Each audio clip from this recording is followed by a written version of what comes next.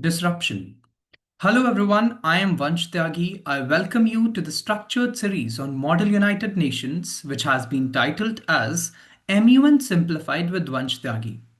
Let me ask you a very important question. Why do top universities, competitive exams, and even recruiters these days value Model United Nations experience?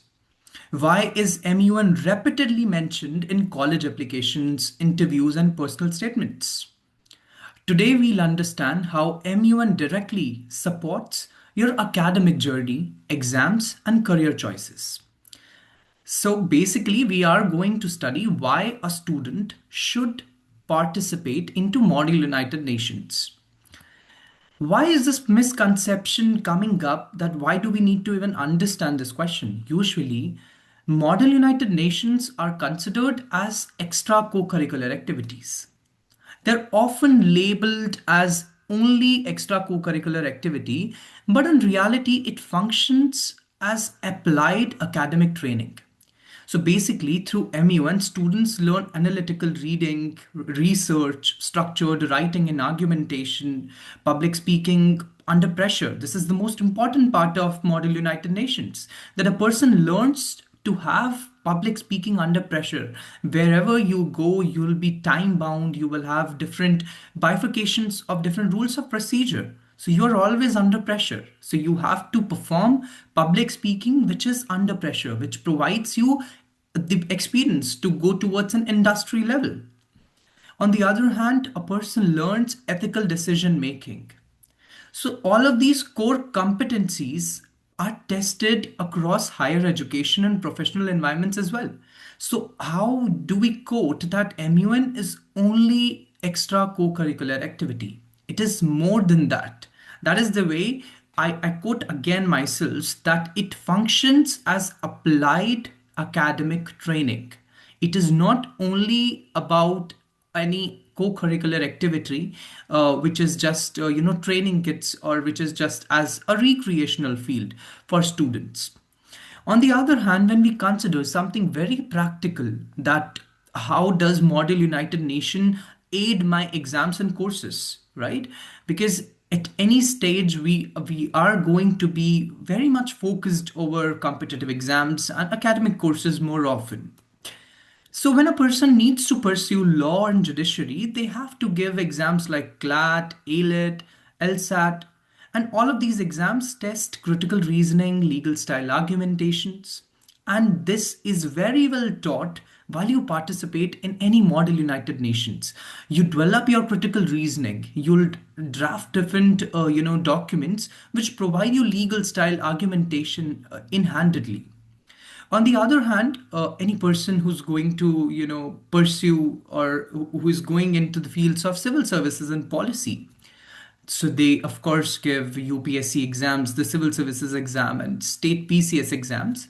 And all of these exams have this culture of essay writing, international relations, diplomacy, and this is exactly what we teach. This is exactly what we experience in Model United Nations as well. So this is how it helps law and judiciary, and on the other hand, civil services and policy students as well.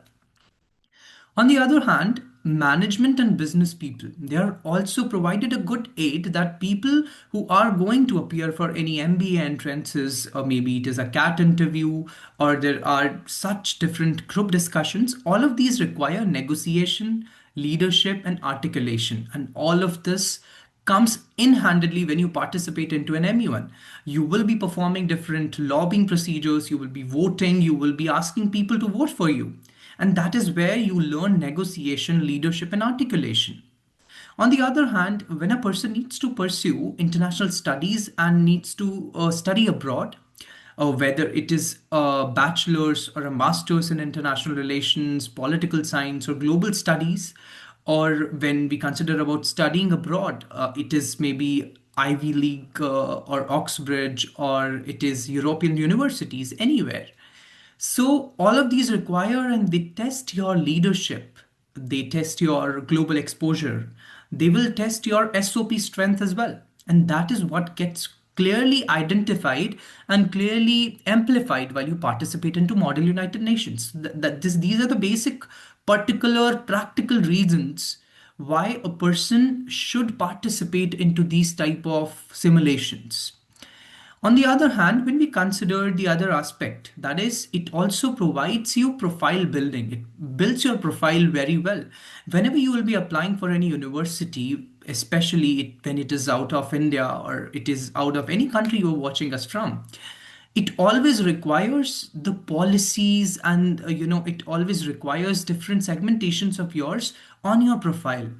So it helps you, the Model United Nations helps you to have that particular analytical skills into policies and different critical analysis skills as well, which will develop your particular profile for all the other university exams. It provides you factors like negotiation and conflict resolutions, which is very, very important. That is problem solving skill.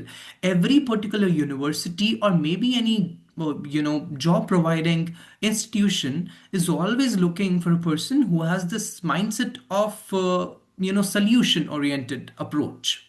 So that's what one learns in here as well.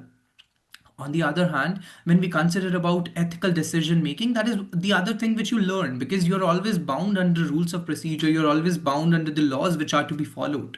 So these are the basic aspects which Model United Nations clearly identifies, so that your profile gets built and it is way more enhanced for the areas when you participate into any admission processes. Likely, if we take an example of a basic MUN agenda, that is trade sanctions. So, a delegate who would be representing a developing economy will have to balance economic growth, international pressure, and domestic employment. So, all of these are to be, balanced properly while you participate. And this will clearly mirror that you do have the real policy analysis, which is always required in their civil services case studies, and it will be required under law school problem questions and into the business school strategy discussions as well. So all of this, whatever you do in here into the senses of your research or maybe critical analysis or anything in relation to negotiation, is being implemented directly at the areas in your career as well, right? So these are the basic things one should understand, that MUN trains you to speak clearly under scrutiny, right? Because there is always someone who's judging you. There's that executive board panel who's always judging you, so you do have that scrutiny mindset. Then on the other hand, it also teaches you how to justify opinions with facts. It tells you how to handle disagreements. This is very important to learn. So these skills are very critical when you go towards any college interviews, scholarship panels, or maybe any particular job selection processes.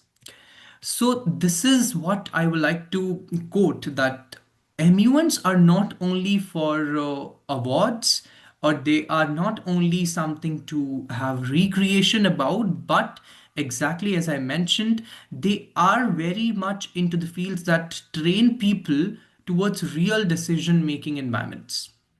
So that's it for this particular video. In the next video, we'll be discussing that how MUN is different from debates and parliaments. Thank you.